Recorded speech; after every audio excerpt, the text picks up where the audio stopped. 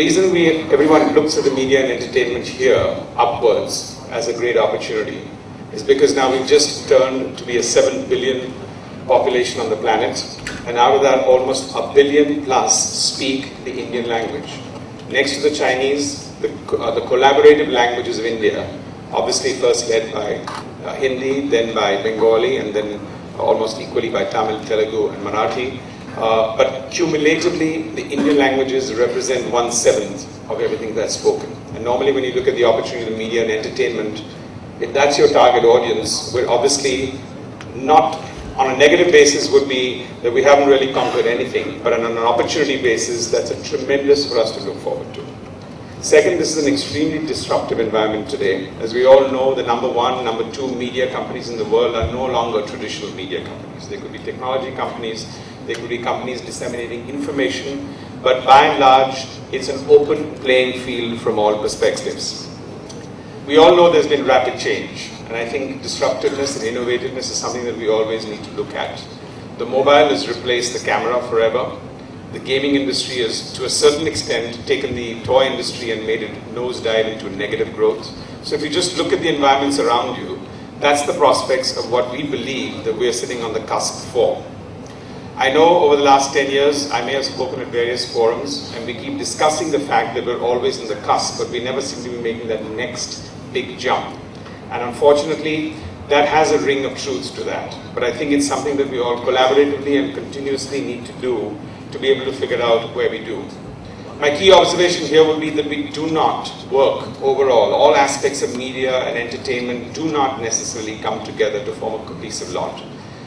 Outside of the fact that of regionality of languages, outside of the fact that there are stylos in broadcasting, movies, radio, music, games, and many, many other segments, each of us look at each other as an artificial limb to maybe co-market or co-promote each other, but never to work cohesively to say, here's an opportunity. We represent 1/7 of the human race in terms of an opportunity for us to reach, communicate, and monetize, and we necessarily don't look at that thought process. So I think that is something that we clearly have an opportunity for. FICCI itself in 2007 at Frames said that by 2011 we'd be about 110,000 crores industry.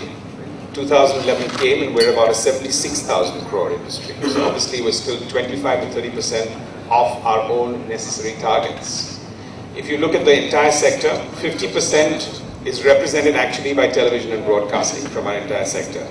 Actually 76,000 crores is what the broadcasting and television industry has the potential of doing in India, and we're still at half that level. So we can keep saying we're a cup half full and a cup half empty, but I think it's time for us to necessarily move that. I have a few triggers here which I think are relevant for us to discuss and contemplate over the next 2 days and as we go forward when we look at that.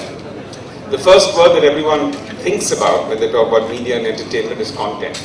And the first word normally that comes with content is entertainment. And I think as much as the world has changed and as much as the mobile has replaced the camera, we need to obviously finer and broadly define content into much more as a very strong, powerful communication tool.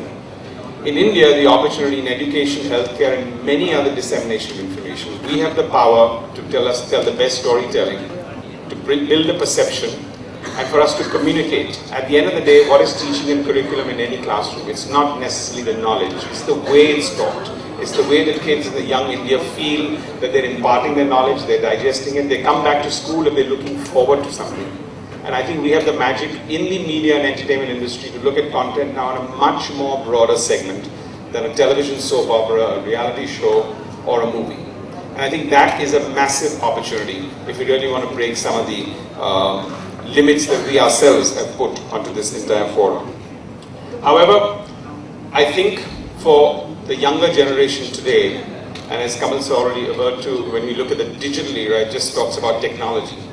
But technology is not going to get us forward unless we think of the content, which means first and foremost, we need to understand our consumer. What is it that young India wants? What is it that the 4 to 14 wants? What is it that the 15 to 24 age group that represents and the opportunity that we're all working for want?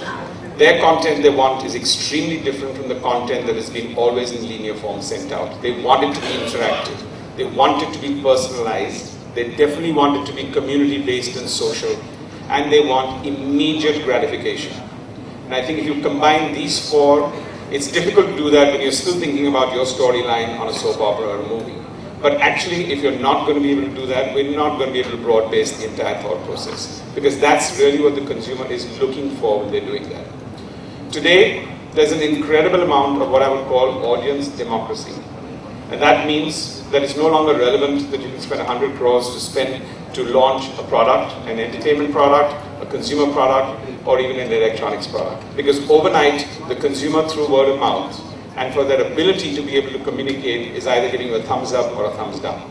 So today more than ever, it's an opportunity, not a challenge, for us to look at audience democracy in a completely different manner.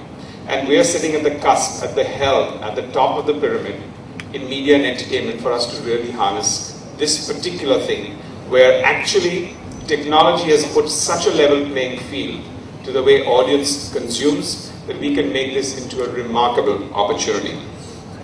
If I went through some of the sectors here, the movie industry, I think it has its own challenges. It has good years and its bad years, but unless we can figure out a way in which we can double the box office, we're not going to be able to take this to the next level. There are opportunities in technology. There are opportunities obviously in the fact that how we innovate and storytell. There's opportunities in the fact that sequels and franchises can actually make this a much larger, but by and large, the industry has to work forward as to how in the next 2 to 3 years can we double the box office. And that doesn't mean doubling the ticket prices. It actually means increasing the footfalls in this country for people to come in and watch a big screen movie for which we all work 1 year, 2 years for, to come and see it actually on the big screen. Because today, more than 7 out of 10 people are watching a big screen movie on the small screen. So there has to be that entire effort for us to be able to necessarily do that. Television broadcasting, it does represent, whether we like it or not, 50% of the entire media and entertainment pie. But if we were to question ourselves in the last 10 years, one single innovation that has happened in the television industry, I find it difficult to identify that. I scratch my head and then I put a question mark, and that's why I'm sharing it with you. There hasn't been an innovation. We've had more channels, we've had more fragmentation, we may have gone, some regional sectors have opened up, but where has there been an innovation? I think not so. Is there opportunities that instead of the next 50 channels, the next 5 ideas, the next 5 ideas of innovation can bring that out? Absolutely. Third, we all keep talking about the fact that, the pay industry and if the cable industry was legitimized and if we could all get our revenues from subscriptions, the whole world will be a different place. Well, I think there are two sides to the coin. Because the day the consumer does start spending, which I think they should pay for content, but the day they do, they will be brutal. There'll be two things. They'll be extremely selective of what they pay for, which means your entire rating system can go out of the window, because now they're selecting what they're paying for and not necessarily consuming what is given to them in a free manner, and they'll be extremely circumspect. And second, like everywhere else in the world, they will demand for advertising-free communication. And if you look at that, you can actually change the entire economics of how we're necessarily looking at it. So we should not take for granted that just legislation is going to solve the problems for us. An entire television industry is going to quadruple because everyone in the consumer is now going to pay. It's going to be extremely, extremely difficult.